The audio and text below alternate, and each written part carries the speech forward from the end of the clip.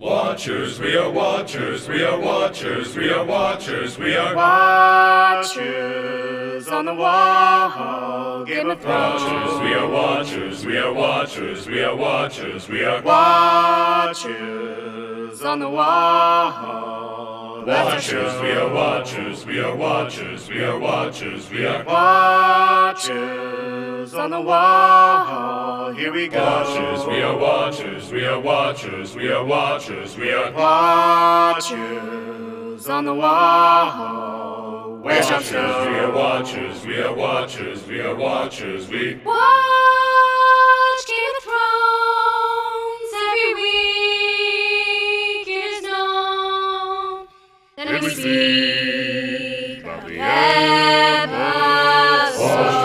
watchers, we are watchers, we are watchers, IGN. Hey guys, what's going on? This is Roth with Eric. We are having a new weekly Game of Thrones show. Are you excited? We like Game of Thrones. We think you like Game of Thrones. Actually, we know you like Game of Thrones. So You may not be excited, but guess what? We are. they're excited. Yeah. How can they not be excited? I am representing House Fun today by enjoying a Three-Eyed Raven Omegang beer. What kind of beer is this? We don't know, but it's delicious. Eric is representing House Lame with his water. That's because she doesn't know it's actually vodka in there, and I'm super fun because I've already had 3 of those. But so. we advocate, first and foremost, responsible drinking. and watching Game of Thrones. All right, so let's dig in. This is our first episode, so it's just kind of a preview of season 5. We're going to talk a little bit about what happened in season 4. We're going to have some reader questions. Well, not really reader questions, some social questions. Yeah. Social media questions. And then we're going to go later into a few book areas, but we'll warn you, don't worry, if you haven't read the books, you can log off then. But normally, this is going to go up on Thursday, but normally we're going to have the episodes go up on Mondays after the show airs. Yep. Occasionally, we'll have been able to see things ahead of time, and we'll have just an episode-specific conversation, maybe on Sunday night, Yeah. if you want to tune in then. But if And you want our whole discussion About Game of yeah, Thrones. come on Mondays, the day after the episode airs.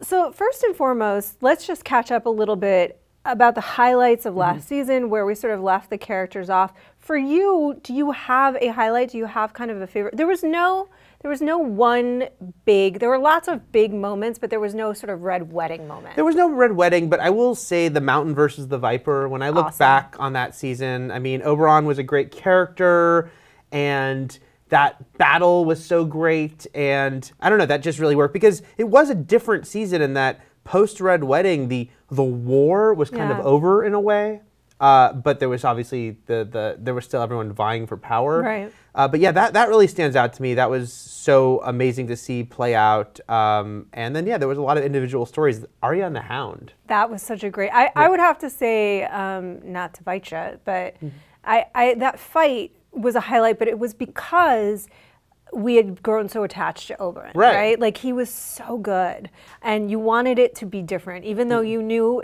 he was fated to die. If you read the books, if you had read the books, and if you watch the show, you know there's a good chance. There's a good chance that most of them are, anybody could die. But I was so attached to him, and I really wanted him to somehow magically remain on the show, but alas. Arya and the Hound. There have been some great team-ups that were surprise team-ups on this series, and a lot of them have involved. I liked Arya and Tywin also. Arya's great. She's a great character, obviously, on her own, and she is a great sort of sounding board, and I don't know, she like brings out interesting aspects of other characters. Yeah, I said sidekick, but she's not quite. Arya would not like you She would not referring to like that. as a She would sidekick. probably, Needle would be meeting my heart. She would be needled, yeah. But no, she's not a sidekick, but you're right. She does somehow reveal things about characters in a way that others can't. Like, we saw a side of Tywin that we didn't really know was there. We saw sides of the Hound that we didn't really know, that he maybe didn't even really know were there. Yeah, what a great pairing that turned out to be, you know? And again, there are cases where I think the show really has elevated aspects of the books. The books are great. I love them. But Arya and the Hound was great in the books too, but there's something about those two actors and the way they played off each other. It was kind of gold, and I was sad to see that end, and her go off on her own, because I liked that pairing a lot. I did too, but if it had to end, it ended in a great way in the sense that she was just so ultimately true to who she is. Like, she wanted to punish him. And the best way that she could in that moment was by not granting his wish. Right, was right. by, ironically enough, not killing him. Right. And it's very Game of Thrones also to not have, you know, after all they went through, it's not that there's no connection. It's not that she, I think, I don't read it as though she doesn't care anything about him. No. But she is who she is. Yeah. And she still wants her revenge. And she hasn't forgotten. And that's a very Game of Thrones thing, that it's never going to be the predictable North route. remembers. Yeah, North remembers, and it'll never be the predictable route of either they completely team up or even the mercy killing. Because that would have been at least the mercy killing, but she wouldn't even give him that. She wouldn't even give him that. And what was great too is that we also got that awesome fight between the Hound and Brienne. That was awesome. Which was such a great fight. Repeat your word. Yeah, no, it was a great moment for Brienne. We really got to see her come into her and look, if you're going to fight somebody and hold your own and prove that you are a great warrior, that's the one. Yeah. Well, it's one of the two. And the last season also stood out to me in that we've starting to get these characters connecting and crossing over in ways they haven't, because there's such a huge cast. They're so spread out. But we had the Bran sees Jon, but not vice versa moment. But then we had Brienne meet Arya, which was a big deal. Yeah. Never happened. And then we had, of course, Stannis show up at the wall. Yeah, well, and Brienne meeting Arya also was a great moment for Arya in the sense that she was able to reject this offer, which doesn't have, that this is something for her, again, to really claim who she is. Right. And she's like, I've seen a lot, and I don't trust you. No, and I don't trust anyone, Yeah. and I don't like what you're saying, and see ya, no thanks. Yeah. Moving on so that's going to move on from Arya, but as we know, the last we saw her, she was taking off. She was taken off, on a new path on her own, and she's made allies along the way. Well, I don't know about allies, but she's made connections along the way. She has a few places she could go, but which if you read the books, We shall see. We shall see. Yeah. Let's talk a little bit about Stannis showing up. Was that the moment was that sort of one of the bigger moments for you in the season? I don't know. I mean, do you think that it paid off? I will say I'm excited by it as far as like bringing these characters together and these worlds together. I was a little underwhelmed as far as presentation goes. I didn't think the battle at the wall, I thought it was good, but it wasn't one of my favorite episodes. Yeah. And I think maybe Stannis showing up, which is, having read the books I was waiting for, was one of the few times I don't think they quite delivered on what I imagined in my mind. Like, I kind of imagined it being even bigger and just such a, oh my, and here he is. So it was good to see it happen, and I'm more curious kind of going forward now, just the presence of Stannis and his people at the wall and how that will change things and alter that world. But as far as like, oh man, on a show that's kind of raised the bar on oh my god moments, it was an okay moment, but the moment itself didn't blow me away. Yeah, I tend to agree. I mean, because I think that and maybe that's unfair as a viewer, like you sort of are waiting for them to like, okay, this has to be the episode where they really blow it out of the water, so to speak. And then you're like, okay, I mean, it was good, it was a good battle. But I think you're right that the more interesting thing is going to be to watch those relationships develop and how they interact with each other. Jon and Stannis together is going to be an interesting thing, and how those dynamics change. They're in a really, really perilous situation. Yeah. They know so much more about the dangers that are afoot than anyone else in that world, which puts them also in a really interesting position. Last season, the more I think about it, the more it's like jam-packed it was. I mean, again, it had the benefit of being based on the second half of what I think is most people's favorite book, and certainly the busiest book. Yeah. I'd say almost inarguable, because Joffrey died last season, but it happened so early that it's like almost easy to forget it happened last season. Well, and it's funny that we've talked about several things we haven't talked about the Purple Wedding yet. It's interesting because that's one of those episodes where I think we had a screener in advance, but I went and I watched it with some friends anyway, mostly because I really just wanted to see their faces. Yeah. But they were it was interesting, they were sort of underwhelmed by it because they wanted Joffrey to suffer even more. Yeah. I mean, really, and it's funny because maybe there's something about that that's like, on screen because he's been such a total heel. That you want to see his skin peeled. I mean, because we are seeing people get their skin peeled and flayed alive, and like parts of them cut off. Parts of them, and this horrible.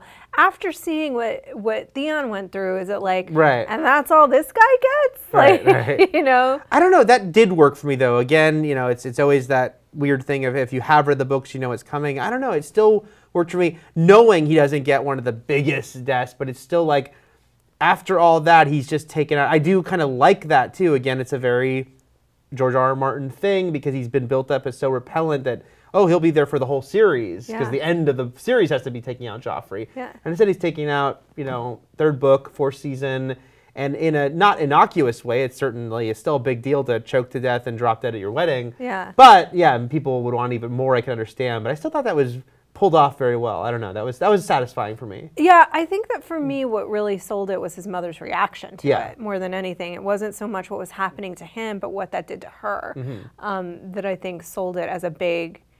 I was so excited just to see him die. I just really like. I bet sad too because it was like you love to hate him. You know. He was a great part of the show in that hateable way. You know. He was a great heel to again extend the wrestling vernacular.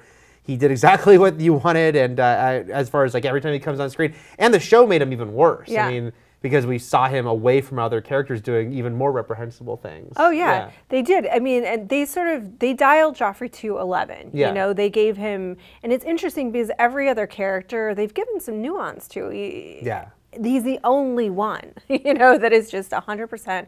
No redeeming qualities, reprehensible. Bad boy. Bad boy. Yes.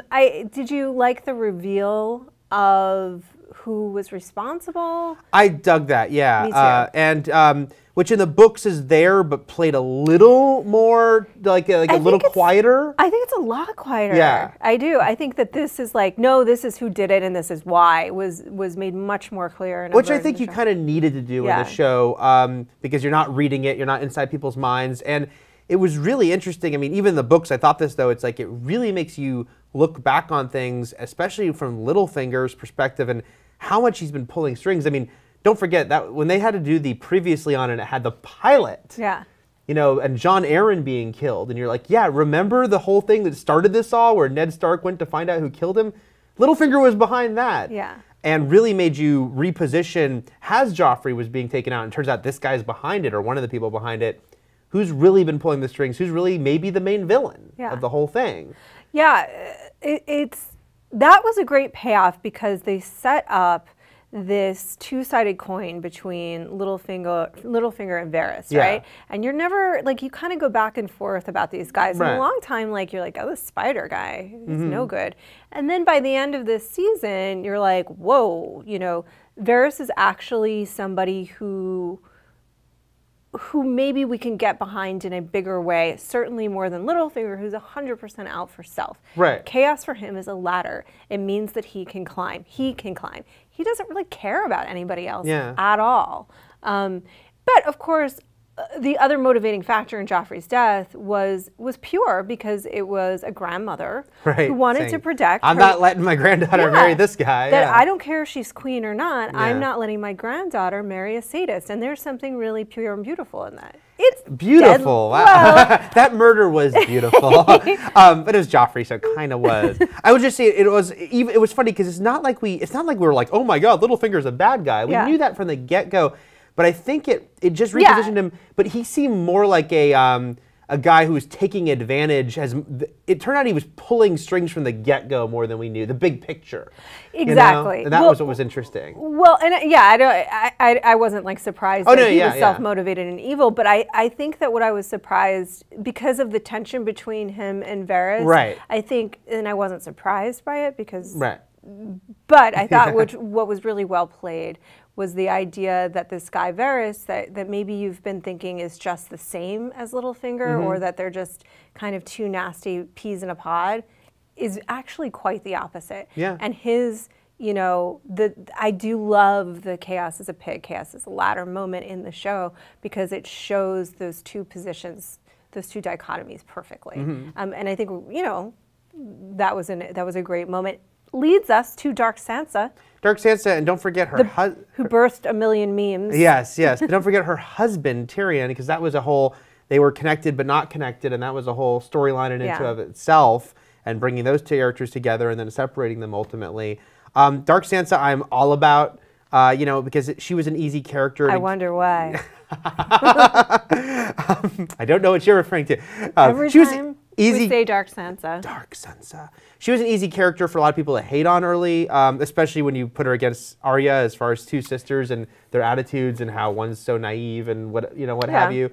So for her, after all she's gone through, because even if you think she's naive and caused a lot of problems herself because of the way she acted, which is valid, at the same time, okay, her dad did get decapitated, all these horrible things happened to her, and so for her to make that switch at the end after all she's seen and gone through, it felt cool and it felt right also, unless she's a complete idiot, and I don't think she was ever supposed to be that, as far as someone who's observing and has gone through a lot of pain and hardship, and it's kind of, this is your moment, if you're going to change, it will be now, because of all you've gone through. So that was really cool, and that's a very exciting character going forward, right? Because it is like, okay, what's she going to be about now that we've seen her make this transition? I think the interesting thing about her arc is that she had a lot of room to grow, right? Because she started out as this really bratty little girl who's wanted to marry the prince. I want to marry the. She's living in this fantasy world of like, I want to marry the pretty prince and be the queen, and she's had to mature quite a bit. She's seen horrors that would probably floor most people. They'd just be bonkers. But at the same time, what's interesting about her is that I think that Dark Sansa is like way more savvy, but she's still the same person. You know what I mean? In the sense of like, she didn't go from being very, very beneficent to being Littlefinger. She went from being kind of a bratty, self-serving little girl to a woman who knows how to survive. Because she always had her eyes on the prize, as it were. She always wanted to be part of that throne. It's just she thought about it in the fairy tale sense of it. Like, I will marry the prince, he will be king, I will be queen. Exactly. And Littlefinger's like, you want it done? This is how. There's some murder involved. There's betrayal. And so you're right. It's like, it's not like her goal's kind of the same. Except that now, I shouldn't say that for sure because she hasn't said, I want to be queen. But she was always looking up and looking for more herself. And so now the fact that she's like, okay, maybe this is how I do it. Yeah, and I think she wants to survive right now more than anything. And I do think she cares about her family. And that's been made very clear.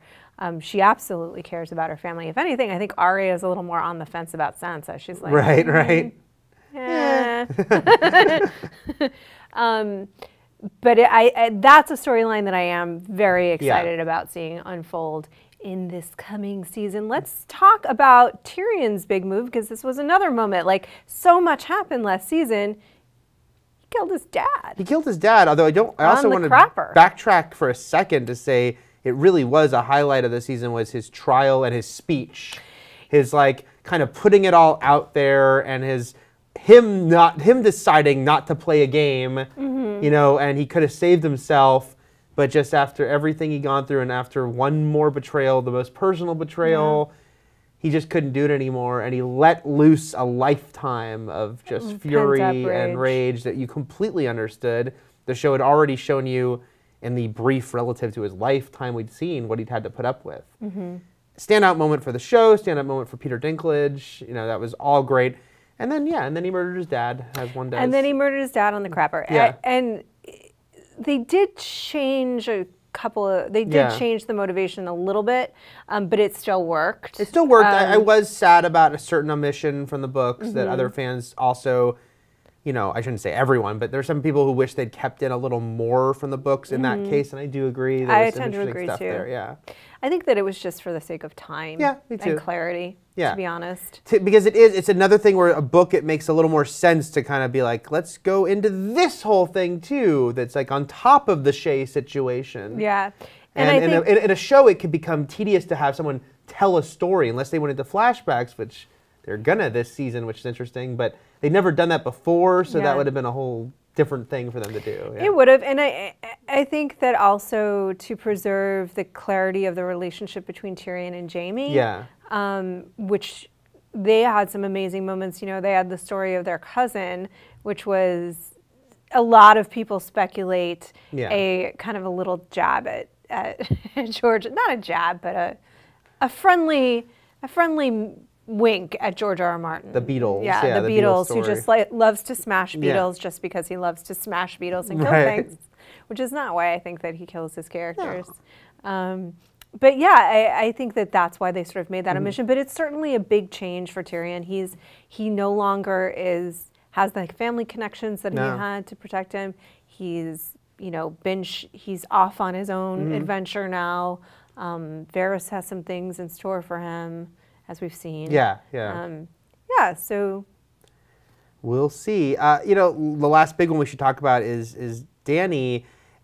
Is a little, sadly I have to admit, there's a part of me that's like, oh, there's kind of a reason we haven't brought her up yet, which is, and this comes from the books, we are reaching a point where her story becomes kind of stagnant, and it's very difficult character as far as, because the way we meet her and everything, you want her to reach Westeros. It's just, you have to want her to reach Westeros.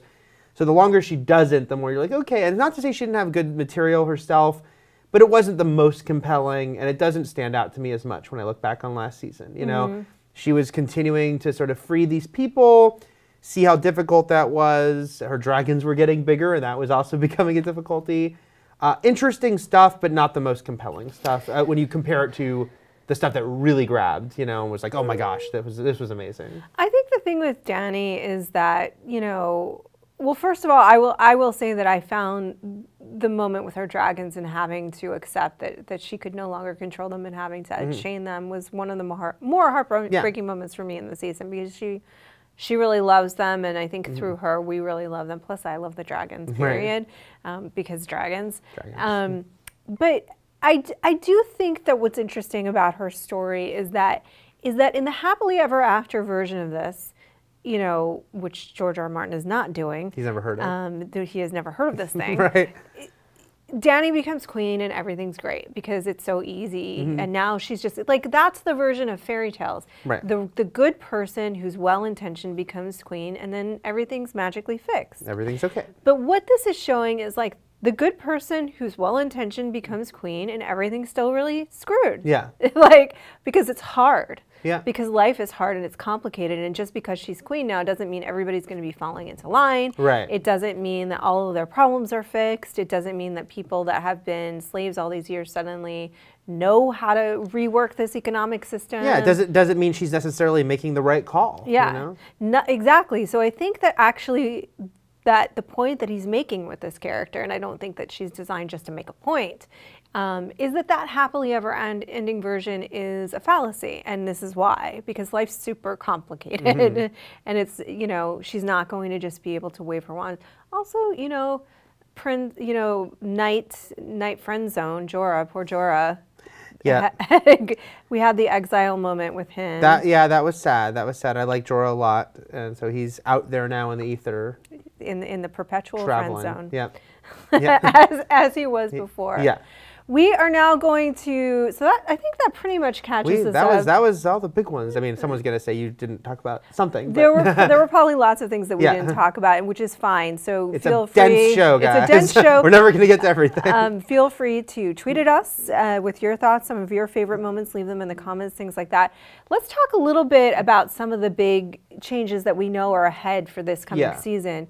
Now, we know that they are going to be not only making some changes from the books, but spoiling the books. Yeah. George R.R. Martin just teased that, he's thinking about this twist. First of all, why are you thinking about it? Just write it. He's thinking about doing a particular twist. Right. That the show can no longer do because of something they've already previously established. Right. So more and more of these are becoming separate entities. What do you think about that? I mean, I think it's inevitable. Even if he'd finished the books at this point, I think it would still be inevitable at a certain point, because these are incredibly dense books. And yes, this is a television show and it has more time than movies, but it doesn't have unlimited time. Yeah. And even when people complain, why is it only 10 episodes? It's like, this is an expensive freaking show, guys. This is a big show. Yeah. So they would have to start, even though, because when the TV show started, it was pretty damn faithful. And it still has been faithful with the biggest moments, but you're already starting to see the deviations more. Sure. And then we got to the 4th and 5th books, and we should say, because once again, to remind people, there's been 4 seasons, but they were based on the first 3 books. But those 4th and 5th books.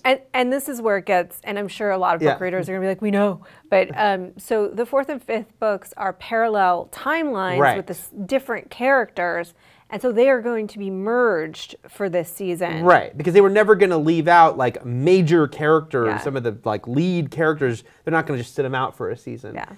And on top of that, to be perfectly honest, I don't think the 4th and 5th books are as strong. And I do think there are some things, because he also introduces a ton of new characters. It's like, hey, guess what? We already have this huge world, all these characters. Now we're going to just bring in a bunch of new people, and they'll get their own point of view chapters, and we're going to follow them. And it's not to say that's bad, and there's some of it is interesting, but some of it is a little too much at this point in the story. And I did find myself a little more frustrated than I had been with those first 3 books, which were all dense, but really just kind of sped through. I think you would have to, no matter what, whether the books were done or not, this was the time where they're going to have to start to truncate, merge things, and we're kind of hearing rumors about like, oh, instead of introducing this new character, let's give that story to a pre-existing character, or we'll just skip that entirely, And it's a really interesting thing because it makes you think about his psychology a little bit. Right. I know it really does, because there's a part of me that's like, well, when he first started writing them, he had worked in television, everybody knows. 50 years ago when he started writing the books. But he was like, I'm going to write these books that will be unfilmable because they will not follow the standard tropes, right? And so at first we were like, oh yeah, you mean unfilmable because you killed off your main character in the first book. You killed off the hero, Ned Stark. You're breaking a lot of rules. You're breaking a lot of rules. But then as it starts to get into book 4 and 5, you're like, no, this is literally unfilmable because structurally, this is not how anyone would approach this. This is not how anyone would approach this, and it doesn't work for a television series, and people will stop watching. So they really do. So you're wondering, like, do you really want this to be actually unfilmable? Or there's another part of me that thinks that he's so, and rightfully so, attached to and in love with the world that he's just having a hard time letting it go. Maybe. Because it was supposed to be 3 books, and then it was supposed to be 4, and then it was 7, and now he's saying like maybe it's 8. I think he's having a hard time letting it go, which I understand. It's a great world, But finish this story and then tell other stories. That's what I say. Right.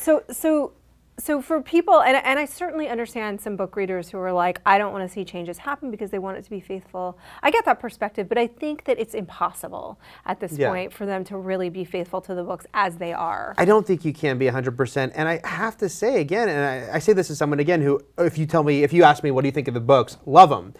But, and I mean, it has all 5 that I've read. I love them. But when I look back, I have to say, when I thought about the 4th and 5th book, as we approached this season, I knew they were going to start pulling from both.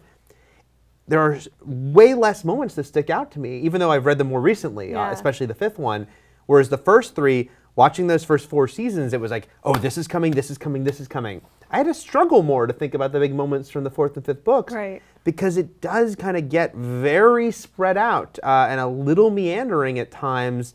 And you're like, this could have been truncated. I don't know if you need to go down that road necessarily. So I'm actually kind of looking forward to these changes because I think that they might make this story tighter and stronger. I think that they will. I think that they're just, I don't think that they're, I think that they talk to him, well, not I think, we know. They talk to him all the time, and they're not going to change major trajectories that will, whatever this big ending is, they're heading towards towards the same basic conclusion. And they know what it is, and they talk about how to get there all the time. And so when they're leaving things out, there's some things that we'll talk about later that maybe were sad that they left out. But there must be a reason, meaning it wasn't going to go anywhere. It wasn't important enough at this point. That they needed to include it. And so, and if they're merging things together and changing things, it's to make the story make a little more sense for television. And I will say this also, I actually enjoy, and I think that people have very different perspectives about this, I enjoy when something is adapted and it brings something new to the table, especially on television. with a film, it's maybe a little different. Like, I will confess that there are things in the Harry Potter films that I'm like, oh, I wish that wasn't left out. Right. So I get that perspective. But like, okay, so for The Walking Dead, I often like the changes that they make on the show because it means that you get to be surprised as a viewer. There's something fresh brought to the table, and it often makes a lot of sense for how television works. Yeah, and again, I mean, even going back to the first season of Game of Thrones, it's like, because the books are written so specifically from the point of view of characters and only a select group, you know, like we've mentioned this before, like Robb Stark never was a point of view character in the books. So if Robb went off to war, unless he was with someone like Catelyn, who is... you weren't going to see it. Yeah, it was just, that's it, he goes off. And so... Did I say is Catelyn or Caitlin? I always forget. Cat. Let's call her Cat. And so there were a lot of times, right from the first season, though, it was like, oh, we're going to follow like even Littlefinger and other characters who maybe later got point of views, and some did, some didn't. We're going to kind of go down the hall with them, you know? And it led to a lot of great scenes, you know? It was like, oh, it's a little extra insight into this character that the books, by the virtue of the style he chose, which works well, but at the same time, it's like, hey, there's some other stuff we can look in on. And I also know that that makes sometimes sort of book purists mad because why are you inventing this scene? You could have just instead used this time to include something else in the book. But it is a different medium. It's a different medium, and people were attached to that character. They wanted to see what was going on. And the truth is, again, the Red Wedding wasn't going to have the impact necessarily that it did if you weren't attached to that character. In order to get attached to that character, you have to spend time with him. Yeah. You have to invest in him so that when he's stabbed in the heart brutally, you feel it. Yeah, yeah, no, and I mean, I'm one of those people who thinks the Red Wedding was arguably even more powerful in the TV show than. Besides the fact that they added another character in there. And then the stabbing of the belly. Yeah, yeah. You know? It's like they went even further with it, which was both shocking but also more emotional. Yeah. So yeah, I don't know. I'm actually I'm totally fine with the fact that they're going to be making bigger changes now. Obviously, I hope they're changes I like, but so far, 4 years in, I'm very confident in what these guys have done. I think that they have a handle on the material, like you said. We know they've met with Martin specifically, and they know the big beats they still have to go to. I do think we're really going into the season that's going to really make these kind of alternate realities bigger than ever. I mean, that's already happened to extent, but now we're really going to have some major changes, and some people will be more upset by that if they're purists, but I don't know. I'm excited about it. I'm excited too. I mean, we know that, again, we know for a fact they're going to spoil stuff from the books. We know that they are, which is going to put viewers on a more level playing field. Yes, makes me very happy, for one actually. thing, in terms of people aren't going to be able to spoil each other so much. Jerks on the internet. We know that there are characters that could die in the show that are still alive in the books. We know that, you know, that changes are coming, winters are coming, and so is changes. Yeah. I'm excited about it too. What do you guys think? Let us know. Again, tweet at us, leave comments below. Are you happy? Are you sad? Are you ready to not be able to be spoiled on the internet? Right. Let us know. I think one of the interesting things to me about this show is that what a social phenomenon it is. And I just want to mention this briefly because I think it's hilarious, is that somebody gathered a group of psychics because, again, as I mentioned. Who did this, by the way? A think tank. Okay. Okay. The government, they did it. Okay. Bring us the psychics. Bring us the psychics to predict who was going to die this season. Okay. Because again, that's up for grabs a little bit. A little bit, yeah. And I just want to say that from what I read, who the top two that they had predicted would die, I want to get your take on this, are Jaime and Brienne. So again, this is not like a book spoiler because they are just randomly predicting who's going to die this season. What do you think? I would not put much stock in that. In the psychics? I guess of the two, Brienne, as far as like her being out in a more vulnerable position, as tough as she is, she's kind of wandering around right now, on a quest. And this is Game of Thrones, where, you know, questing to do something right can lead to bad things happening. So psychics, I'll give you a possibility on Brienne. I would say so too. That was sort of my instinct too. Not so much Jaime, but maybe Brienne. Maybe. Plus, she's got Star Wars going on. And if that happens, those psychics are going to be like high-fiving. We told you. We called it. Yeah. We called it. Is there anybody else that you think that may be a surprise to you that would die this season that you would not expect? This is tough. because I don't want to say too much having read the 4th and 5th. I know, but it's somebody that you wouldn't think of necessarily. Oh no, I don't know. I almost said a horrible thing there. What were you gonna say? No. Say the horrible thing. I can't say it on camera. Thing. Can't say it on camera. Let's see. Tweet hashtag say the horrible thing. Let's say Tyrion. You know, because it's like How dare you? Well, no, I'm saying that would be a legitimate shock to me. You know, because it's like if no one's a hero or a villain in Game of Thrones. But Tyrion is. But Tyrion is such a sort of focal point and such He's on the posters. He's on the posters. With the dragon. With the dragon. But that's his final moment. He just, it's a dragon, and then it just freaking... They did. Drogon is like, hello. Episode 4 of this season. And it's like 2 minutes in. That would be so messed up. What's that? So that would surprise me, I suppose. Death by dragon. Yeah.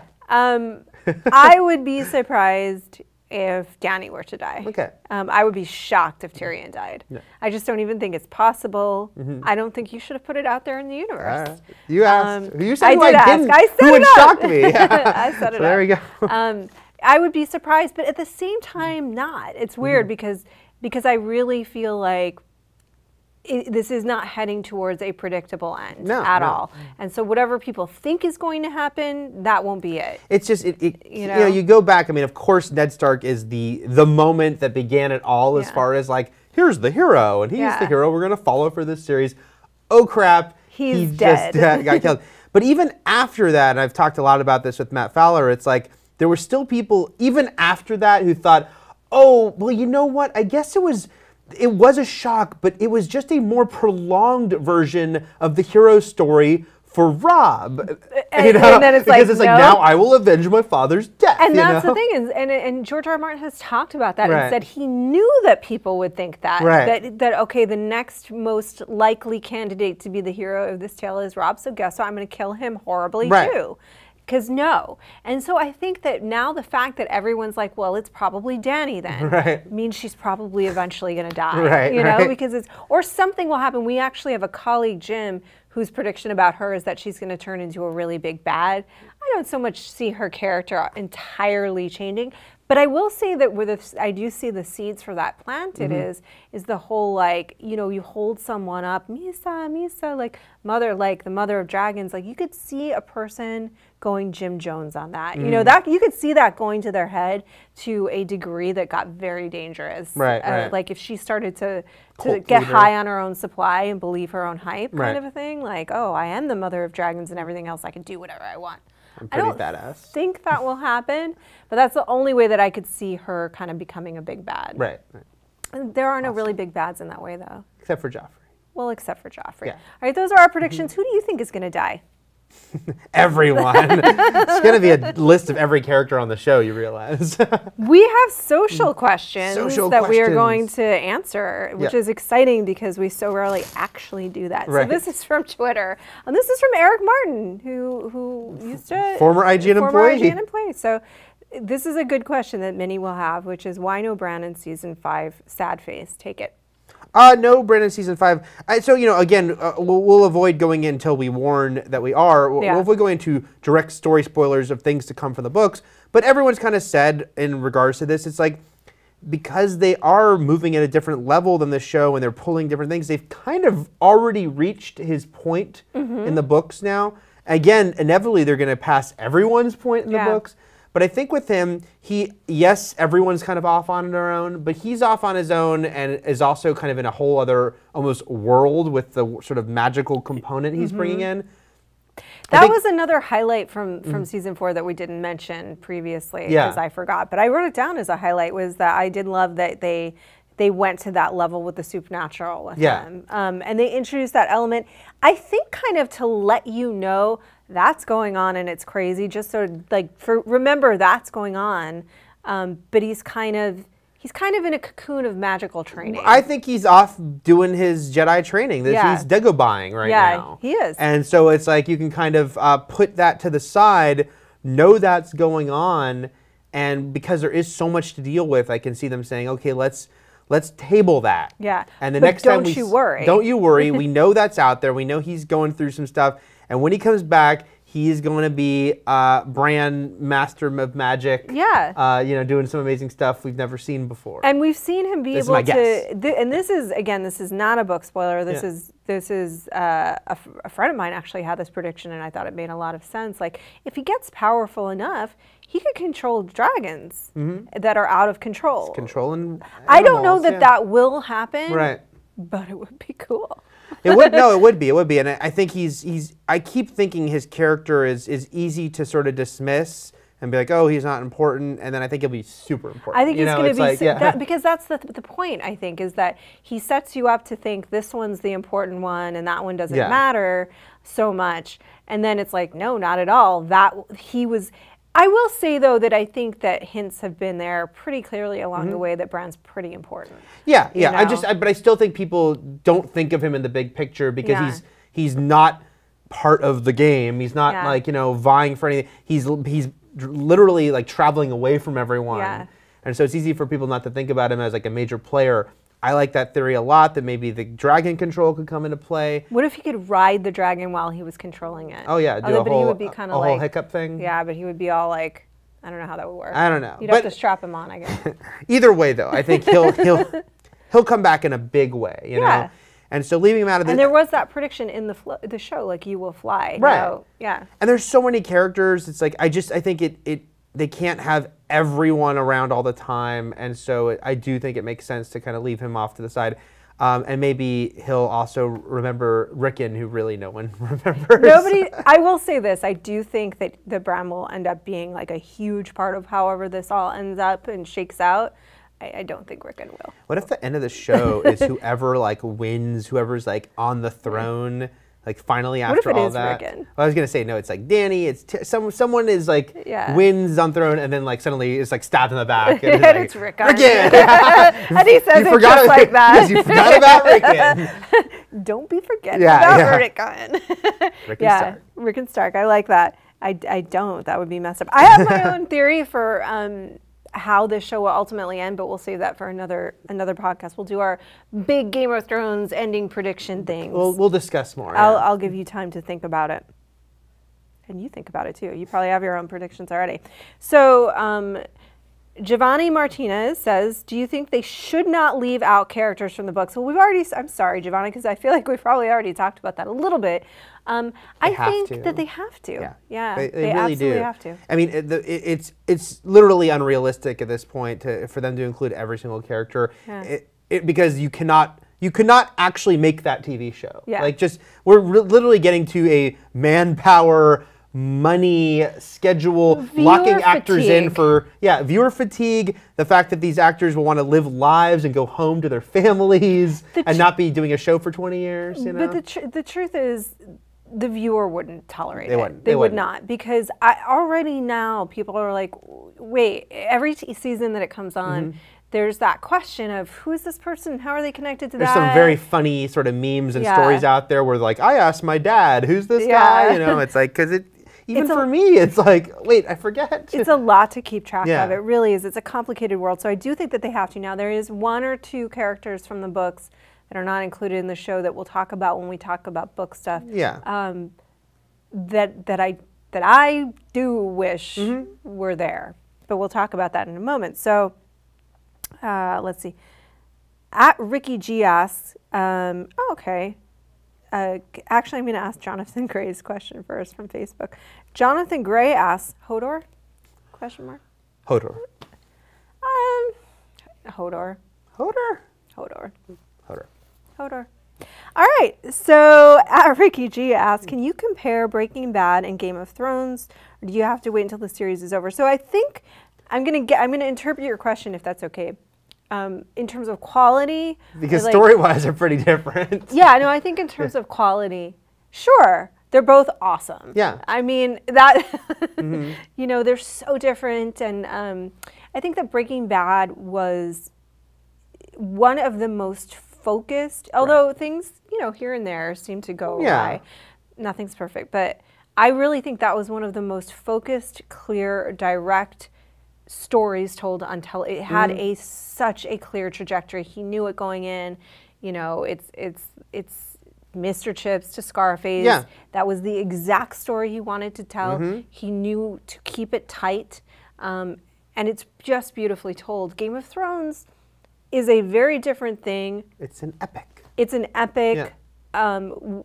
I don't think it'll have quite the moral clarity in terms of a lesson at the end that Breaking Bad did. Do you know what I mean by that? No, I do. Yeah, I mean, look, on the surface, it's easy enough. They are easily two of, if not the two best shows of the past decade. Arguably two of the best TV shows ever.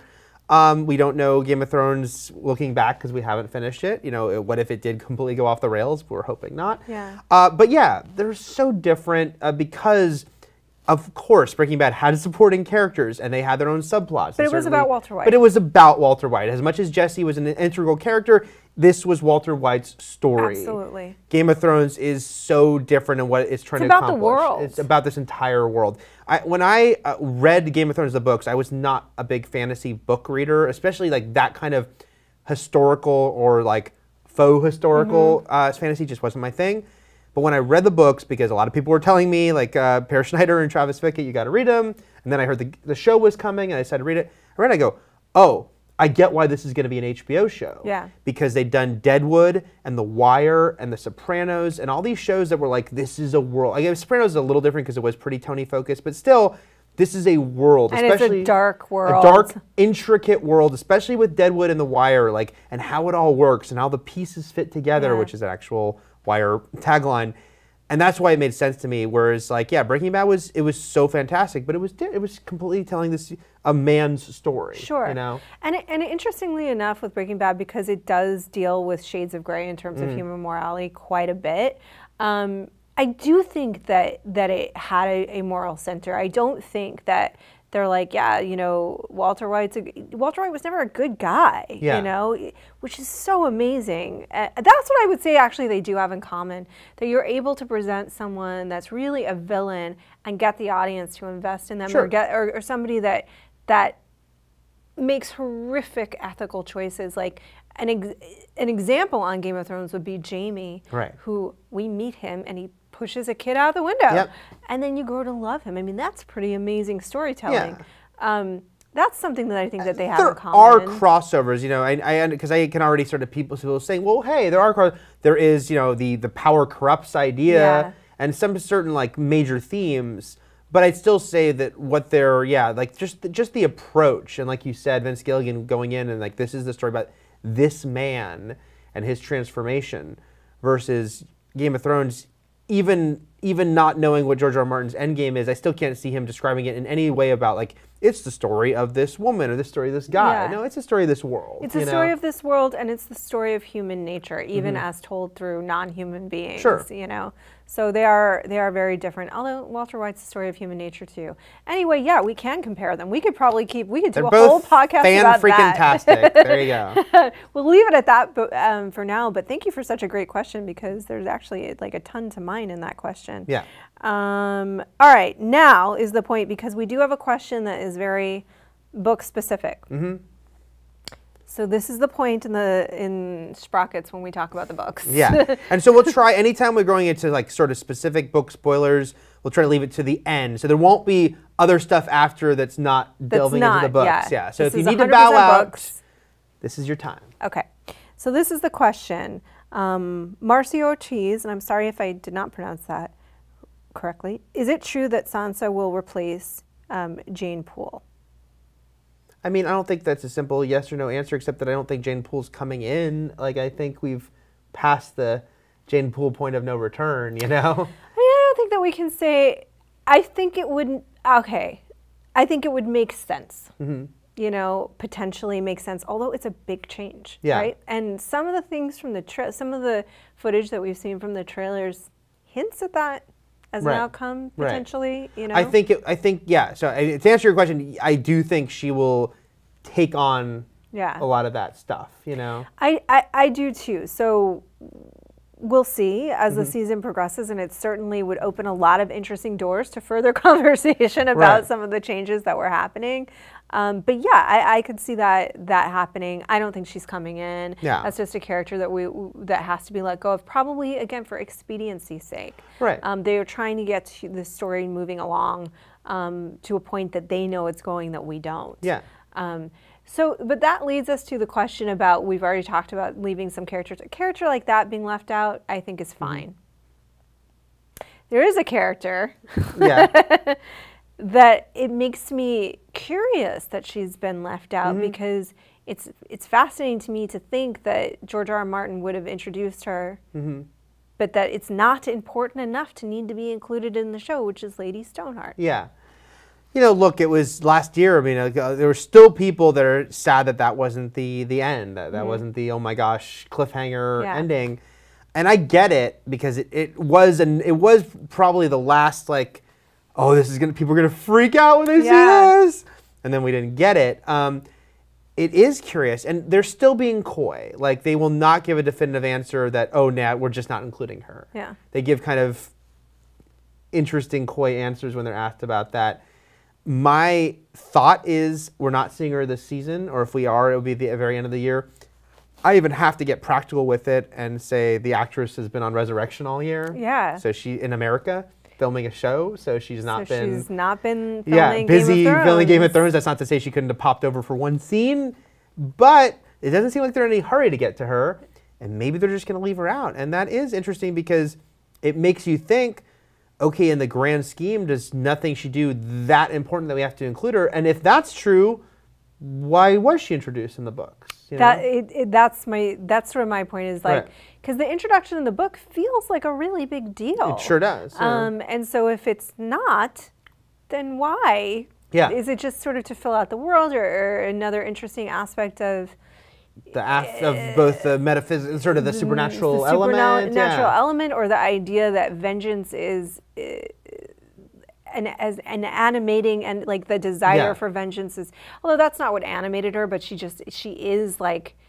she's sort of like a vengeance demon, you know? She's like sort of physically embodying that idea. So I don't know. I mean, I'm sad because it's such a cool character. I wanted to see it. It is. I mean, but I have to admit, her coolest moment was that intro, right? Yes. And so I can't be like, and oh my gosh, then they're missing all this amazing stuff with her, because it's not been like, it's been some cool stuff with her, but it's not been like, it hasn't been like game-changing stuff since then with her. So. I will make a guess, because at the end of, I remember waiting for that to happen, and the episode ended. Bran seeing her has been the most notable thing, only because then it's a character being like, oh my god, that's what's happened. Well, and then she forces Bran's hand. Yeah. And so I do think that if she is introduced, it'll be that will be when. I agree. I agree. It'll be Bran reaching at the end of either season 5 or maybe even season 6. Because that's a big character moment for Bran. It is a big character moment for Bran. So I agree. If they are going to bring her in, that's going to be how it's going to be done, right? Yeah. Which in a way is more impactful, and it's kind of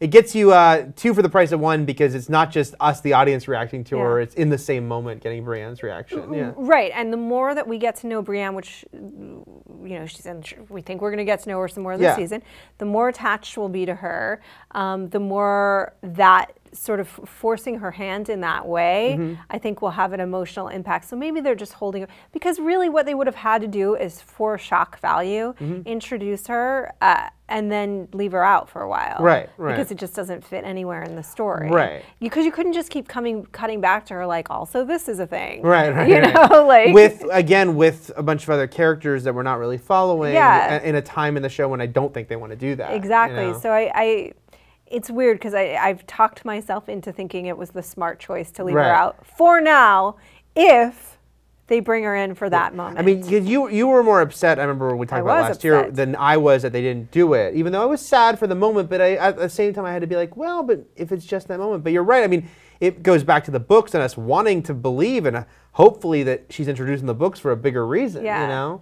And I think that's the interesting thing, again, about these books, is like, maybe we're reading them wrong to think that things have to have a bigger reason. Maybe they're just something interesting for him to explore. Maybe he's like, that's cool. That's cool, right? Let's do it. If she's introduced at that moment, then I will think that they, in terms of storytellers, played that very smart. Yeah. To have the biggest possible impact for the characters and for the audience we'll see what happens.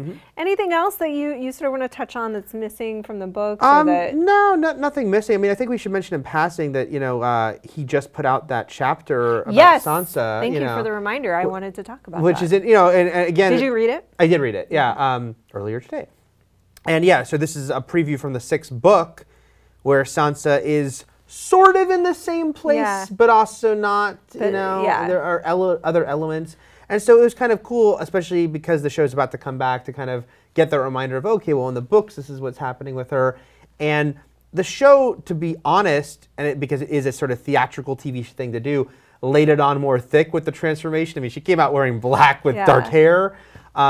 The book is being more subtle about that, and yet it was still kind of interesting to get into that mindset of her, And so, again, we're assuming you've read that chapter. This will be the last thing I guess we'll talk about, So that chapter, I think one of the things that's interesting about that chapter is why he chose to release it now, which I think there must be a reason, because she is in a different place than where she looks to be in the if you've seen the teaser trailer, she's just not in the she's at Winterfell, so like, so we'll find out.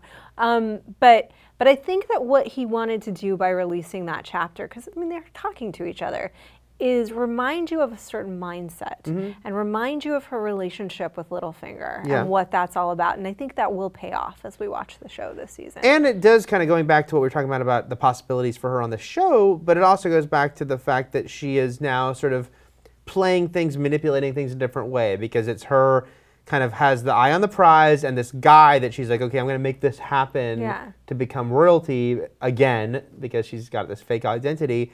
And that by the end of that chapter, it's like, oh, well, this isn't going to work, but don't worry, I got this. She's almost like the fact that both as manipulation, sort of, there is the whole like coming into her sexuality, and like Littlefinger almost being like, you know what to do.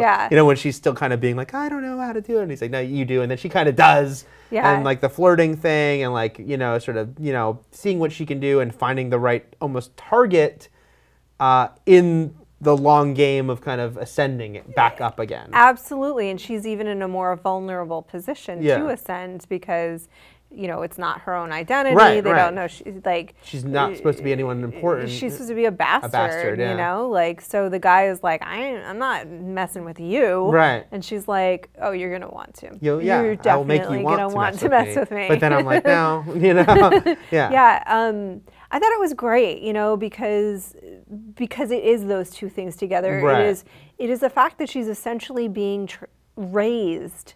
I mean, he's playing the role of her father. Littlefinger now. Totally messed up relationship. Which, like, could you imagine? Such a messed up relationship.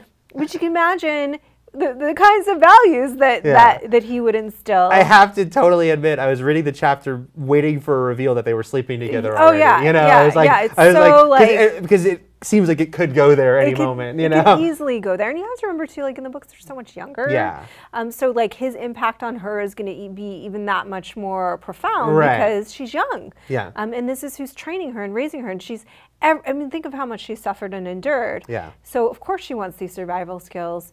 But also, you're right. She is a young, very pretty girl that's learning how to play with that. And so those two things combined make for a very dangerous woman. It is. And I'm excited to see that unfold further on both the show and the book, because, Sophie Turner is pretty easy on the eyes, and if she wants to not an ugly girl, not an unattractive woman, young lady, but so she wants to use those same tools, she can also do that on the show. We can see that. We've seen one thing from last season that we did not mention: Marjorie and Tommen. Yuck.